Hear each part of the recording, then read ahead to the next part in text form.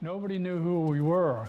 The only identification we carried was on our helmet, which says USN on the helmet. So consequently, we were there by ourselves.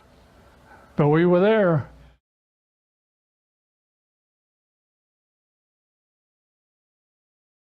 Some of you may know the invasion of Normandy Beach, also known as D-Day, that took place in World War II. But what most of you don't know is the silent operations that took place that made this invasion possible. From the Navy went through a multiple-week training where they were pushed physically and mentally. They trained in underwater demolition, went on 5-mile swims, long runs, and were trained in hand-to-hand combat. One of the most important operations is before the invasion now known today as D-Day. Underwater demolition teams and naval combat demolition units went and blew up 13 of the 16 barriers that were stopping Allies and U.S. soldiers from invading. In order for the underwater demolition teams to know how to blow up the barriers, they had to do recon missions to make replicas of the barriers to find the best way to break them. They trained for weeks, and eventually when it came time for their mission to blow up the barriers, they were mainly successful. They blew up enough charges to allow infantry units to invade the beach. Out of the 175 Naval Combat Demolition Unit men who went ashore on Omaha Beach, 31 were killed, 61 were wounded, but on Utah Beach, only 4 died and 11 were wounded. Overall, the Naval Combat Demolition Unit casualty rate was 53%. These were the highest casualties in all of the history of naval special warfare. These Navy Special Forces units have changed how life is today in many different ways. They helped in the taking of Normandy Beach, which helped stop the Nazis. They were also the start of what we know today as the Navy SEALs. Navy SEALs are the military's most elite special forces unit that we have as of today.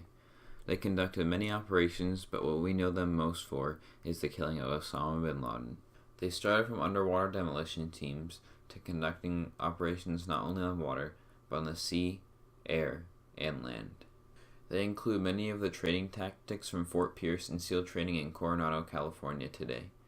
Some of the things they include started from underwater demolition teams are Hell Week, which is 5.5 days of non-stop running, swimming, and other physical challenges, with a total of 4 hours of sleep throughout the week. Using these tactics from the underwater demolition teams, SEAL training is known to be the most challenging military training in the entire world. These are the forgotten stories of the United States Naval Special Warfare. Here we are interviewing Lieutenant Commander Phil H.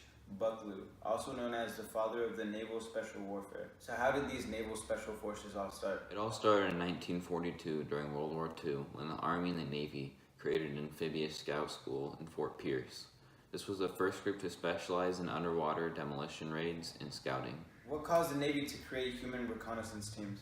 The main reason that caused the Navy to make these teams was when the naval landing crafts were damaged by coral reefs in the Battle of Tarawa. The aerial reconnaissance messed up the map of the coral reefs, causing the soldiers to have to jump into chest-deep water and get gunned down by Japanese gunners. How did these units have anything to do with D-Day? In order for the U.S. and the Allies to invade Normandy Beach, they had to disable the barriers that were stopping the boats from landing on the shore. After they did recon, they were able to replicate the barriers and find out the best way to disable them. They went in and disabled 13 of the 16 barriers with the overall 53% casualty rate. What training did your men go through to prepare for such a mission? They had to go through a multiple-week training process to make sure that they had what it took mentally and physically.